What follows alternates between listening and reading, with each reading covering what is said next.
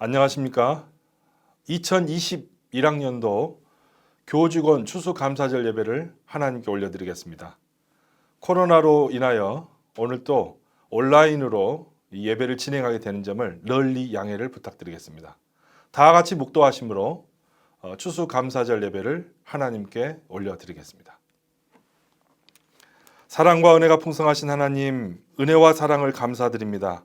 지난 한 해를 주님께서 지켜 보호하여 주시고 오늘 추수감사절 예배로 한 해를 되돌아보며 또 한 해를 내다보며 나아가게 하심을 감사합니다.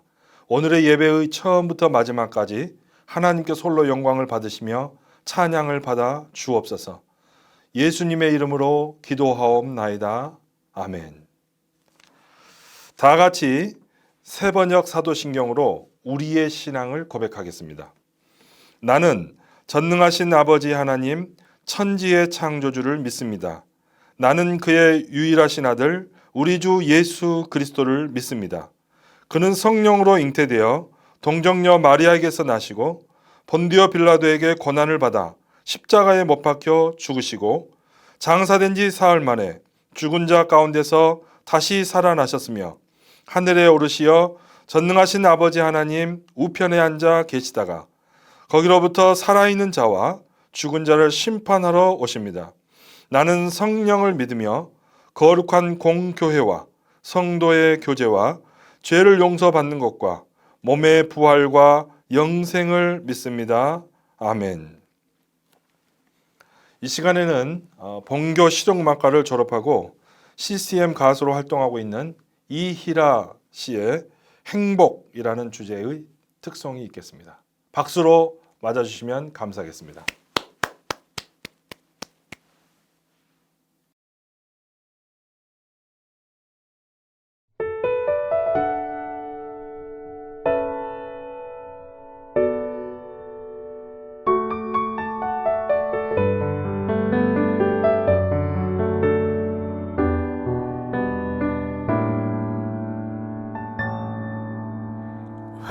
화려하지 않아도 정결하게 사는 삶, 가진 것이 적어도 감사하며 사는 삶, 내게 주신 작은 힘 나눠주며 사는 삶, 이것이 나의 삶의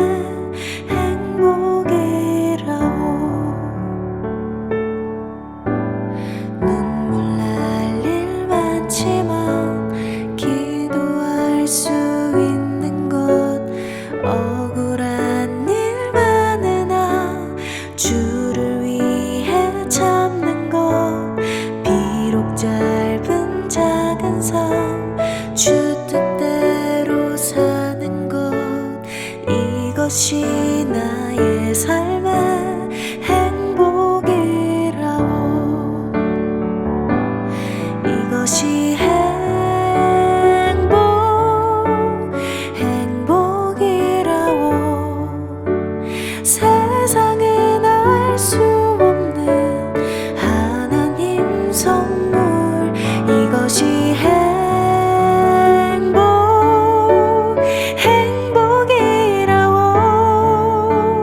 하나님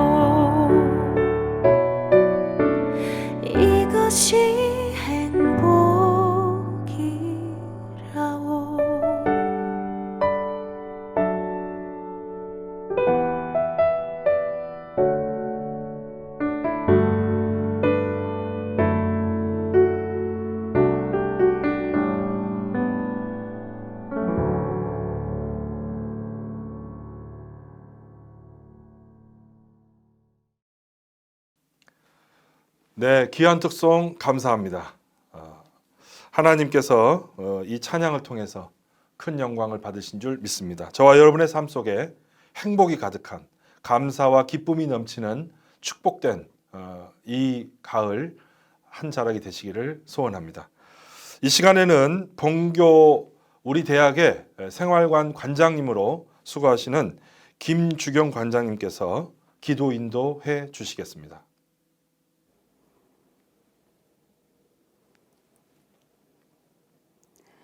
열매가 익으면 곧 낫을 내나니 이는 추수 때가 이르렀습니다. 자비하신 하나님 아버지 모든 영광을 올려드립니다. 아름다운 결실의 계절을 허락하시고 풍성이 추수하게 하심을 감사드립니다. 주님, 풍성이 주시는 하나님 아버지의 사랑을 깨닫지 못하고 불평과 불만으로 살아가는 저희 인생들을 용서하여 주시고 주님이 주신 모든 것에 감사하며 살아가는 저희로 인도하여 주옵소서. 치유하시는 하나님, 코로나 전염병으로 경제, 사회, 교육 등 모든 분야에서 힘든 상황을 겪고 있습니다. 이 상황을 잘 극복하여 조금 더 나은 미래의 열매를 맺어갈 수 있게 치유하여 주시고 극복할 수 있는 지혜를 허락하여 주옵소서. 우리 대학을 사랑하시는 주님, 주님의 말씀으로 학교를 세우게 하시고 방황하는 어린 영혼들을 하나님의 거룩한 뜻으로 교육할 수 있는 장을 마련하여 주셔서 감사합니다. 우리 대학에 속하여 있는 교수와 직원들은 주님을 믿고 의지하며 말씀으로 사랑하는 학생들을 정성을 다해 가르쳐 사랑, 희락, 화평, 오래 참음과 자비와 양선과 충성과 온유와 절제의 성령의 열매를 맺는 인재로 키워내는 사명을 잘 감당할 수 있게 은혜를 베풀어 주옵소서. 앞으로 많은 고난이 온다 해도 주님께서 이른 비와 늦은 비를 내리셔서 씨가 자라 열매를 맺고 낫으로 추수할 때가 이르듯이 우리 대학의 구성원들이 서로 협력하고 사랑하고 돌봄으로 고난을 이겨낼 수 있는 지혜와 힘을 더하여 주시고 어려운 상황과 형편 가운데에서도 희망을 잃지 않게 인도하여 주옵소서. 사랑이신 하나님, 한 해 동안 주님을 얼마나 사랑하고 생각했는지, 주님의 말씀을 얼마나 사모했는지, 주님께 기도하며 주님과 얼마나 대화를 나누었는지, 주님과 우리의 주위 사람들에게 얼마나 사랑을 베풀고 감사했는지 추수감사절을 맞이하여 되돌아보는 은혜를 베풀어 주옵소서. 감사합니다. 주님, 우리를 항상 곁에서 지켜보시며 우리의 마음 안에 계시는 거룩하신 예수 그리스도 이름으로 기도합니다. 아멘. 귀한 기도 감사합니다. 큰 은혜의 기도인 줄 압니다. 이 시간에는 함께 나누실 하나님의 말씀은 신약성경 요한복음 3장 16절 말씀입니다. 제가 대신해서 봉독하도록 하겠습니다. 하나님이 세상을 이처럼 사랑하사 독생자를 주셨으니 이는 그를 믿는 자마다 멸망하지 않고 영생을 얻게 하려 하심이라. 아멘. 이는 하나님의 말씀입니다. 오늘 이 말씀에 근거해서 귀한 말씀을 전해주실 목사님은 지금 예수뿐인 교회의 담임 목사이신 조동천 목사님입니다. 우리 조동천 목사님께서는 연세대 신과대학에서 학부와 또 대학원에서 석사, 박사학위를 하시고 장로의 신학대학원에서 MDB 목회학 석사학위를 마치시고 미국의 샌프란시스코 신학대학원에서 목회학 박사과정을 마치셨습니다.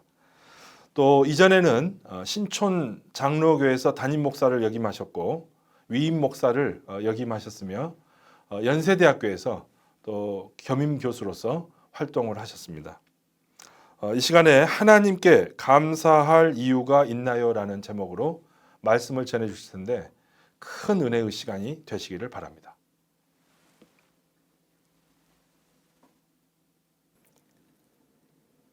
안녕하십니까. 서울 예수뿐인 교회 조동천 목사입니다. 여러분을 추수감사주일 예배 이렇게 만나게 하신 하나님께 깊이 감사를 드립니다. 오늘 여러분과 제가 함께 나눌 그 말씀의 제목은 우리가 하나님께 감사드려야 될 이유가 있나요? 라는 제목입니다. 요한복음 3장 16절 말씀을 함께 나누겠는데요. 하나님의 말씀은 이렇습니다. 하나님이 세상을 이처럼 사랑하사 독생자를 주셨으니 이는 저를 믿는 자마다 멸망치 않고 영생을 얻게 하려 하심이니라. 여러분이 알다시피 이 구절은 정말 성경 전체를 요약한 말씀이죠. 그런데 이 말씀 속에는 하나님이 우리를 이처럼 사랑한다라고 말하고 있죠. 사실 기독교인들이 하나님께 감사를 드리고 또 감사드려야 되는 것이 당연하다고 생각하는데 도대체 그 이유가 뭘까요? 오늘 성경에 있는 이 말씀에 의하면 하나님이 우리를 이처럼 사랑하기 때문이다. 하나님의 그 사랑이 우리가 감사해야 될 굉장히 중요한 이유로 이야기를 하고 있죠. 여러분, 도대체 하나님이 우리를 사랑해야 될 이유가 뭘까요? 그 광활한 우주를 창조하신 창조주가 정말 우주의 크기에 비하면 우리라는 존재는 여기 날아다니는 그 먼지만도 못할 텐데요. 그런 우리를 사랑해야 될 이유가 뭘까요? 그 정말 신이 계시고 그 신이 나를 너무나 사랑해서 자기의 독생자를 희생할 만큼 우리를 귀히 여기신다면 우리는 정말 감사해야 되겠죠. 성경에서 말하는 하나님께 우리가 정말 감사해야 될 이유, 오늘 이 요한복음 3장 16절을 통해서 우리가 함께 보고 이 추수감사절의 진정한 의미, 정말 오곡백과를 주신 것 그 이상으로 근본적으로 하나님을 우리가 찬양하고 감사해야 되는 그 이유가 있는가를 살펴보려고 합니다. 첫 번째 성경은 창조론적 사랑에 대해서 이야기합니다. 우리가 감사해야 될 이유는 하나님이 우리를 창조하셨기 때문이다 라는 거죠. 오늘 요한복음 3장 10절 앞부분에 이렇게 나오죠. 하나님이 세상을 이처럼 사랑하사. 자, 하나님이라는 주격과 세상이라는 목적격을 한번 생각해 봅시다. 이 관계는 어떤가요? 하나님이 세상을 창조하셨습니다.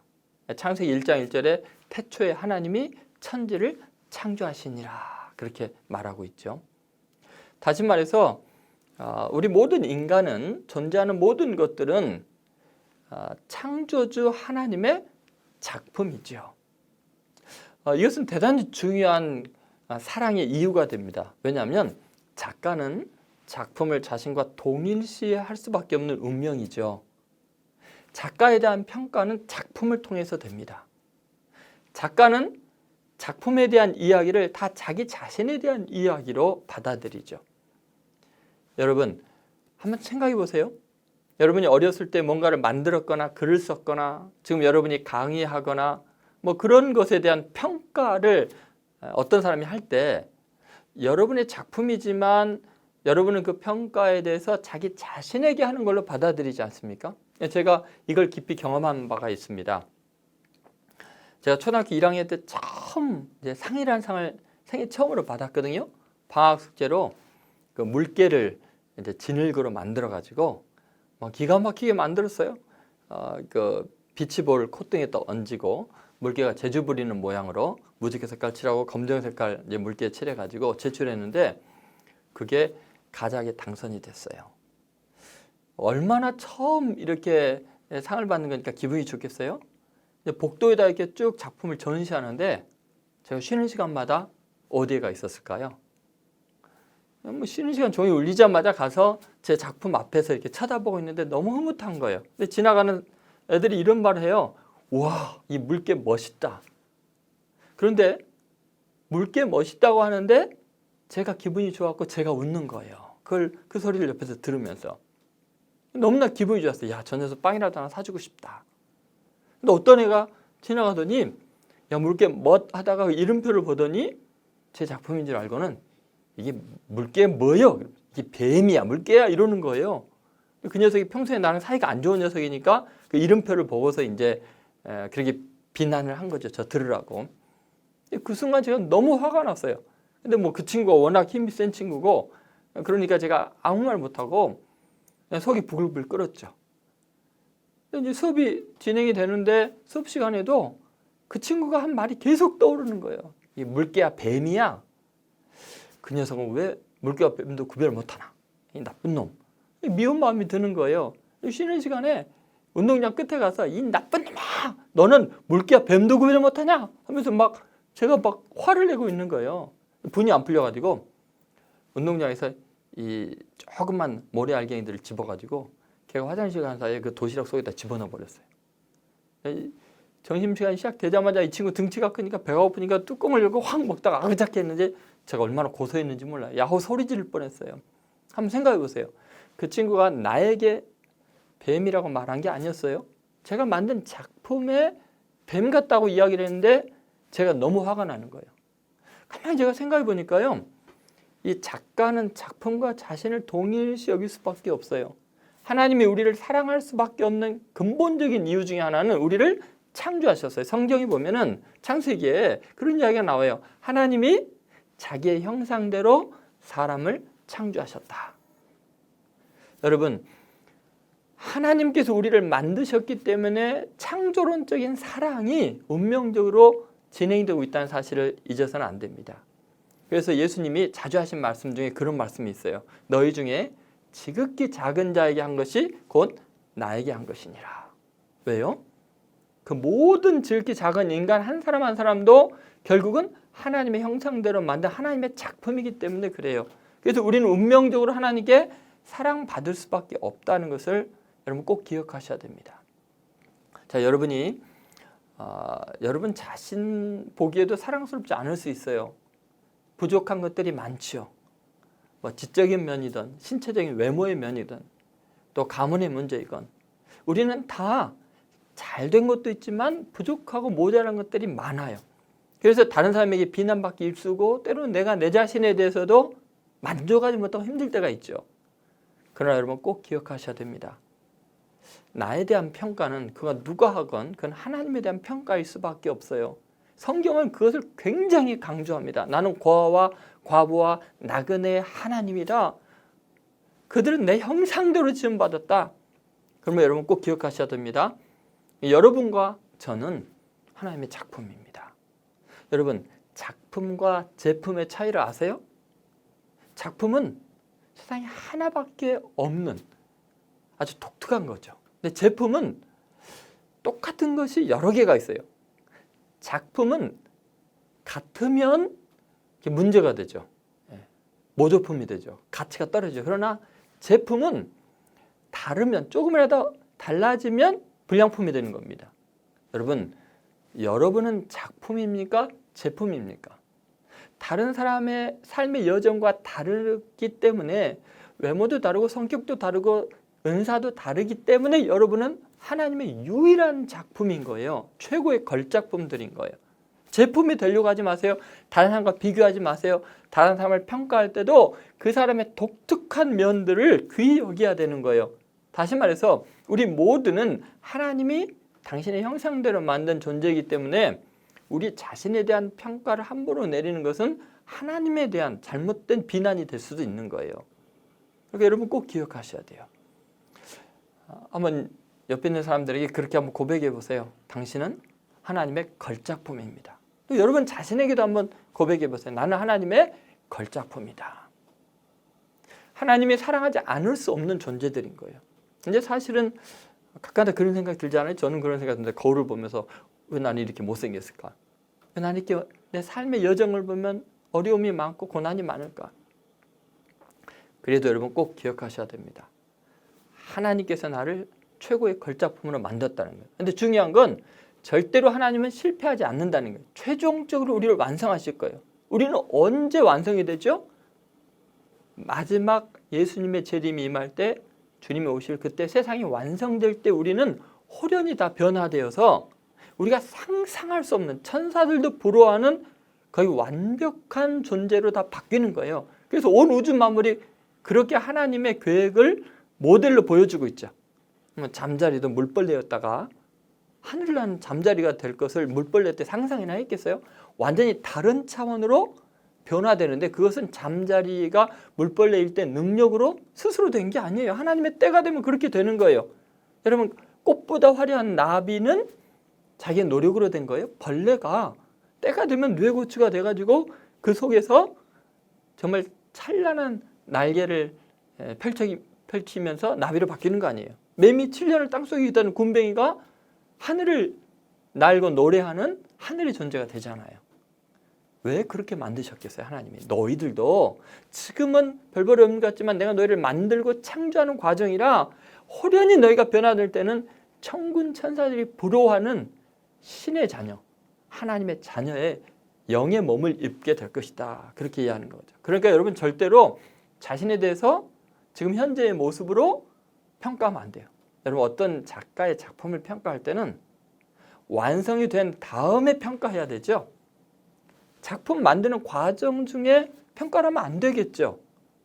그러니까 우리는 우리 자신이나 또 가까이 있는 사람에 대해서 지금 뭐가 나고 마음에 안 들더라도 지금 작업 중이고 과정 중이라는 것을 잊지 않아야 돼요. 호련히 우리는 변화돼서 정말 주님을 닮은 존재들이 될 줄로 믿습니다. 그래서 자기 자신에게도 한번 고백하셔야 돼요. 너는 하나님의 걸작품이다. 당신은 하나님의 걸작품입니다. 단 공사 중이군요. 작업 중이군요. 그렇게 인정해야겠죠. 여러분 우리가 하나님께 감사할 수밖에 없는 첫 번째 이유가 이 창조론적 사랑 때문이라는 거 잊지 마세요. 하나님은 절대로 우리를 미워할 수가 없습니다. 당신의 작품이기 때문에 그렇죠. 그러므로 창조론적인 사랑 때문에 하나님께 감사하는 여러분의 인생이 되시기를 간절히 소망합니다. 자, 두 번째, 우리가 사랑할 수밖에 없고 하나님이 우리에게 은혜를 베풀 수밖에 없는 이유가 있어요. 그것은 우리가 하나님께 감사를 드리는 가장 중요한 이유 중에 하나인데 구속론적 사랑입니다. 한번 따라해 보세요. 구속론적 사랑. 자, 이게 뭐를 의미할까요? 하나님께서 인간을 창조하셨지만 그 인간이 하나님을 배반하고 타락하고 죄 때문에 점점 망가지고 있을 때 그 인간의 죄를 대속하고 우리를 구원하기 위해서 엄청난 대가를 치른 거예요. 희생을 치른 거예요. 그래서 우리의 죄악의 값을 치르기 위해서 하나님이 인간이 되어서 육신을 입고 오셔서 인간의 죄 값으로 십자가에서 피 흘려서 죽임을 당하시는 저주를 받는 존재가 되죠. 우리를 구원하기 위해서 엄청난 희생을 치른 것입니다. 여러분 창조론적인 사랑은 사실 하나님이 피 한 방울 안 흘렸잖아요. 말씀으로 또는 손으로 흙을 빚어서 창조하셨잖아요. 그런데 이 구속론적인 사랑이라는 것은 정말 인간이 저지른 죄에 대한 형벌을 대신 받으셔야 했기 때문에 엄청난 대가와 희생을 치루어서 우리를 구원한 겁니다. 그러니까 사실은 창조론적인 사랑의 이유보다도 구속론적인 사랑이 더 큰 거예요. 그러니까 우리를 구원하기 위해서 하나님이 천지를 창조하신 그분이, 영이신 그분이 심지어 우리와 같은 육신을 입고 와서 모든 고난과 수치를 당하신 걸 생각한다면 어찌 우리가 감사하지 않을 수 있겠습니까? 여러분, 어떤 것에 대한 그 사랑의 크기는 얼마나 큰 대가를 치르느냐, 희생을 치루었느냐로 결정이 되는 거예요. 그러니까 누군가가 나를 사랑한다는 확증을 느끼는 것도 언제냐면 얼마나 나를 위해서 큰 희생을 치렀는가를 보면 그 사랑이 느껴지는 거죠. 제가 대학교 2학년 말 때 어머님이 이제 돌아가셨습니다. 49의 젊은 나이에 돌아가셨어요. 근데 어머님이 돌아가시기 그 며칠 전에 병으로 심시를 앓으시고 고통을 당하시면서 대학교 2학년인 저를 이제 손을 꼭 잡으시면서 창문 좀 열어달라고 창문을 여니까 밖에 가을 나무들이 정말 푸르고 싱싱하게 그렇게 서 있는 거예요. 저 나무는 저렇게 푸르는데 왜 나는 이렇게 시들시들한지 모르겠다. 죽을 날이 가까우는 것 같다. 그러시면서 하시는 말씀이 내가 어떻게 키운 아들인데 너를 두고 눈을 감겠니? 그러면서 저 어렸을 때 이야기를 해주신 거죠. 키우던 이야기를 어머님이 너무 가난한 집에 사는데 판잣집이었고 바람이 그냥 관통하고 난방을 못하는 곳에서 지내셨어요. 근데 저를 키우시면서 그 어린 아기인 저를 찬 바닥에 눕힐 수가 없더래요. 찬기가 올라오니까. 그래서 늘 어머니 배 위에다가 얹고 주무셨다는 거예요. 그런데 제가 어렸을 때부터 뭐 물론 그때는 아기였으니까 더 그랬겠지만 오줌을 못 가리고 똥을 못 가리니까 그냥 어머니 배에다가 오줌 똥을 그냥 쌌다는 거예요. 그런데 어머니 하신 말씀이 내가 너를 어떻게 키웠는지 아니? 이 배로 너 오줌 똥을 다 받으면서 너를 키웠는데. 그러시면서 아침에 일어나면 그 젖은 몸으로 또 뭐 여러 가지 장사할 걸 들고 시골 마을을 돌아다니면서 장사를 하시고 또 돌아오면 다시 잘 때 차마 이 사랑스러운 큰아들을 방바닥에 눕힐 수가 없더래요. 그래서 뻔히 오줌똥을 쌀 줄 알면서도 저를 배 위에다 얹고 주무셨다는 이야기를 하시면서 눈물을 흘리시면서 내가 너를 어떻게 키웠는데 너를 두고 내가 눈을 감니. 너 대학교 졸업하는 것도 못 보고 너 목사 되는 것도 못 보고 그렇게 눈물을 흘리셨던 기억이 나요.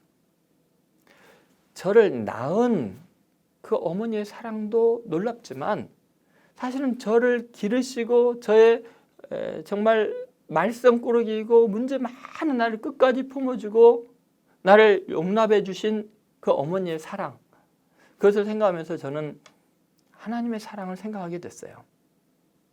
하나님이 나를 창조하신 것도 위대하지만 나 같은 죄인의 죄를 씻어주기 위해서 내 더러움을 다 깨끗하게 하기 위해서 그분이 십자가에서 피 흘려 죽으시고 나라는 죄인 때문에 하나님이 욕을 먹으시면서 나를 포기하지 않으시고 끝까지 나를 구속하시고 용납하시는 그 사랑, 그것 때문에 저는 하나님의 나를 사랑하심에 대해서 추호도 의심할 수가 없어요. 이것이 바로 구속론적인 사랑이죠. 여러분 꼭 이 사랑을 한번 생각해 보시기 바랍니다. 세상에 신이라는 신은 많이 있지만 대부분은 인간의 희생을 요구하죠. 죄 없이 깨끗한 자들을 원하죠. 그러나 성경의 하나님은 우리가 연약할 때, 죄인 되었을 때, 심지어 원수가 되었을 때도 자기 외아들을 십자가 못 박아 죽게 하심으로 하나님께서 우리에게 대한 사랑을 확증해 주셨잖아요. 로마서 5장 5절에서 8절에 있는 말씀이 10절까지 있는 말씀이 그것을 말합니다. 여러분, 그러므로 우리는 하나님께 감사할 수밖에 없는 이유는 뭐냐면 내가 훌륭하지 않아도 내가 더러운 죄인이어도 성경에 나오는 수많은 세리와 창기들과 죄인들을 사랑하시고 그들을 끝까지 귀히 여겨주시는 그 구속한 사랑 때문에 우리가 이렇게 살아갈 수 있기 때문에 하나님께 감사하지 않을 수가 없는 것입니다. 세 번째, 우리가 하나님께 감사하지 않을 수 없는 이유가 있는데 그것은 목적론적 사랑 때문입니다. 하나님이 세상을 이처럼 사랑하사 독생자를 희생했잖아요. 그래서 구원했지 않습니까? 근데 그렇게 창조하시고 구속한 이유가 있어요. 그것은 분명한 목적이 있기 때문이에요. 그 목적이 뭘까요? 그것은 우리를 통해서 하나님의 기쁨, 하나님의 영광이 가득하기 때문에 그렇습니다. 한번 생각해 보십시오. 하나님께서 우리를 바라보실 때 그 사랑이 얼마나 클까? 기쁨이 얼마나 크실까? 하나님이 우리를 만들어 놓으시고 형상대로 만드시고 또 우리를 자녀로 삼아주시고 하나님의 자녀가 되는 권세를 주셨을 때 그 하나님이 우리를 향한 그 마음의 그 뜨거운 사랑이 얼마나 클까요? 제가 이것을 경험한 순간이 있었어요. 제가 큰 이제 대형 교회 담임 목사로 이제 부임한 적이 있습니다. 그랬을 때 그 교회에서 제가 1부 예배부터 5부 예배까지를 주일 아침 7시 30분부터 저녁 5시까지 설교를 계속해야 됐어요. 그런데 한 노인이 1부부터 5부까지 예배를 다 앉아서 그 자리에서 드리는 거예요. 연세가 80이 넘으신 분인데 이러다 병이 나시겠더라고요. 그래서 제가 가서 그랬어요. 예배는 주일날 1부든지 뭐 5부든지 그 사이에 하나만 드리시면 됩니다. 이렇게 다 드리시지 않아도 돼요. 이러다 병나시겠어요 했더니 놔둬라. 내가 좋아서 그런다. 그러시는 거예요. 그래도 담임 목사한테 그렇게 반말을 하시나요? 근데 그분이 누구냐면 저희 아버님이셨어요. 제가 고향교회 담임 목사로 갔더니요. 아버지께서 자기 아들이 담임 목사로 왔으니 얼마나 기쁘시겠어요. 근데 사실은 제 아버님은 지금 이제 90이 넘으셨어요. 서리 집사로 은퇴하셨어요. 교회에서 존재감이 전혀 없습니다. 너무 가난해서 그 교회 장로님의 그 빌딩이 연대 앞에 있는데 그 빌딩 청소부 일을 평생을 하셨어요. 그러니까 교회에서 존재감이 전혀 없어요. 어디를 가든지 교회 구석구석 청소하시고 또 장로님들이나 어른들이 앉아 있으면은 본인이 연세가 더 많은데도 컵에 따라주고 또 지저분한 거 치워주고 그냥 조용히 다니셨던 분이에요. 아무도 관심을 기울이지 않았고 평생을 교회 다녀 대표기도 한 번도 아무도 시키지 않았어요. 존재감이 전혀 없었어요. 그런데 어느 날 아들이 담임 목사로 온 거예요. 여러분 뒤에 있는 사람들의 반응이 어떨까요? 조 집사님, 담임 목사님의 아버님이니까 저희들의 사부의 사부 되십니다. 그러면서 극진히 대해주시기 시작하는 거예요. 그리고 뭐 제가 워낙 스케줄이 바쁘니까 저와 식사 자리 마련하는 게 어려운데 제 아버님께 부탁하라면 제가 효자니까 거절을 못하는 거예요. 하루아침에 아버님의 존재 가치가 완전히 달라졌어요. 어디를 가든지 사람들이 귀히 여겨줬어요. 여러분 그 아버님이 저를 바라보는 그 눈빛이 얼마나 좋은지 몰라요. 며칠 전에도 아버님하고 나란히 누워있는데 아버지 팔을 베고 있는데 아버님 그러세요. 야, 어떻게 내게서 너 같은 아들이 태어났는지 모르겠다. 하나님이 이렇게 귀한 아들을 선물로 줘서 얼마나 감사한지 모르겠다. 눈물이 글썽거리시면서 제 손을 꼭 누르시면서 그러시는 거예요. 여러분 하나님께서는 우리 아버지가 되세요.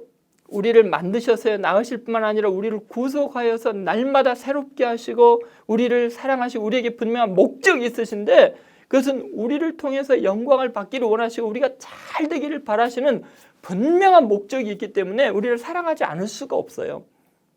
여러분 한 사람 한 사람은 그걸 몰라요. 하나님이 얼마나 나에게 기대가 있고 나를 흐뭇하게 바라보시고 우리가 혹시 잘못되면 끝까지 그 죄를 대가를 대신 치러주시면서 우리를 구원하고 완성하고자 하는 하나님의 그 열정과 그 사랑을 우리는 모르지만 하나님은 말할 수 없는 기쁨으로 우리를 기다리시고 사랑하시는 분이세요. 그러니까 하나님이 우리를 향한 그 분명한 목적, 우리를 위대하게 만들고자 하나님의 뜻을 생각한다면 하나님께 감사하지 않을 수가 없는 거죠. 여러분 오늘 이 말씀을 꼭 기억하십시오. 하나님이 세상을 이처럼 사랑하시는 것은 창조론적인 이유가 있는 거예요. 창조론적인 사랑. 그리고 자기의 독생자를 희생의 제물로 내어줄 만큼 구속하기 위해서 엄청난 대가를 치르신 거죠. 그리고 그 세상을 만들고 구속하신 이유는 하나님의 기쁨이 여러분 한 사람 한 사람에게 있기 때문이죠. 이렇게 하나님의 창조론적인 사랑과 구속론적인 사랑과 목적론적인 사랑을 확실히 믿는다면 어떻게 우리가 그 사랑에 감사하지 않겠습니까? 세상에 어떤 신도요 이렇게까지 우리를 사랑하는 존재는 없습니다. 여러분 하나님보다 더 우리를 사랑하는 이유가 있고 분명한 증거가 있는 신이 있다면 저에게 소개해 주십시오. 제가 얼마든지 하나님보다 더 나를 사랑하는 존재가 있다면 개종할 의사가 있습니다. 여러분 하나님의 이 크신 사랑, 그 사랑 때문에 우리는 오늘 다시 일어설 수 있는 거예요. 다시 용기를 가질 수 있는 거예요. 이 추수감사절에 여러분은 자연 만물 속에 있는 오곡백과와 그동안 내가 살아갈 수 있는 이 코로나19의 어려움 속에서도 이렇게 지낼 수 있는 것에도 감사하겠지만 더 근본적인 이유는 이렇게 창조론적인 사랑, 구속론적인 사랑, 목적론적인 사랑에 대한 감사. 그것 때문에 하나님께 진정으로 감사하고 하나님을 새롭게 만나고 그분과 다시 친밀한 교제를 나누는 귀한 하나님의 사람들 되시기를 축원드립니다. 기도하겠습니다. 거룩하신 하나님 아버지, 오늘 선포된 이 말씀대로 하나님 아버지의 사랑이 우리 마음에 부어지게 해 주옵소서. 우리를 창조하신 그 사랑, 망가진 우리 죄인된 우리를 구원하려고 절대로 포기하지 않으시고 그 귀한 독생자를 내어주신 구속의 사랑, 그리고 우리를 그냥 내버려 두지 않으시고 위대하게 만들고 영광을 받기를 원하시는 아버지의 따뜻한 그 사랑의 시선을 생각하며 늘 어떠한 상황에서도 감사하며 주님께 영광을 돌리며 주님과 교제하는 저희들의 삶이 되게 하여 주시옵소서. 예수님의 이름으로 축복하며 기도드립니다. 아멘. 네, 감사합니다. 귀한 말씀 감사합니다. 오늘 바쁘신 중에도 귀한 시간을 내셔서 또 말씀을 전해주신 조동천 목사님께 진심으로 감사의 말씀을 드립니다. 우리 목사님께서 오늘 오시면서 특별히 우리 모든 교직원분들에게 떡 400개를 또 증정해 주셨고 또 전달이 될 예정입니다.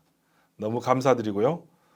또 오늘 이렇게 바쁘신 중에도 또 온라인을 통해서 예배에 참석하신 총장님, 부총장님, 또 모든 보직자님들과 또 교수님들, 또 우리 직원 선생님들, 조교 선생님들, 모든 분들 진심으로 감사를 드립니다. 오늘 예배를 통해서 저와 여러분의 삶 속에, 가정에 주님의 크신 은총과 평화가 가득하시기를 바랍니다. 계속되는 입학 전형 가운데도 하나님께서 귀한 결실을 주시고 우수한 학생들이 유치될 수 있도록 여러분들의 많은 협조와 또 기도를 부탁드리겠습니다. 특별히 우리 명지 학원을 위해서 기도해 주시고 이 나라와 이 민족을 위해서 기도해 주시면 감사하겠습니다. 코로나 상황 중에 어려움 가운데 있는 이웃들을 우리가 함께 돌아보며 위에서 기도하는 소중한 시간이 되시기를 소원합니다. 그러면 제가 축도함으로써 오늘 추수감사절 예배를 마치도록 하겠습니다. 다 같이 기도하시겠습니다. 이제는 우리 주 예수 그리스도의 크신 은혜와 하나님 아버지의 무한하신 사랑하심과 성령의 교통 인도하심이 오늘 이 예배에 참석하신 모든 구성원들 머리 위에, 그 가정 위에, 특별히 우리 총장님이야 모든 명지 전문대학의 가족들 위에, 또 명지 학원 위에, 각 기관의 기관장님이야 모든 구성원들 위에, 이 나라와 이 민족 위에, 코로나19로 인하여 어려움에 직면한 우리의 모든 이웃들 위에, 또 일선 방역으로 애쓰고 수고하는 의료진들 위에 이제로부터 영원토록 함께 하시옵기를 간절히 축원하옵나이다. 아멘. 감사합니다. 이상으로 모든 예배를 마치겠습니다.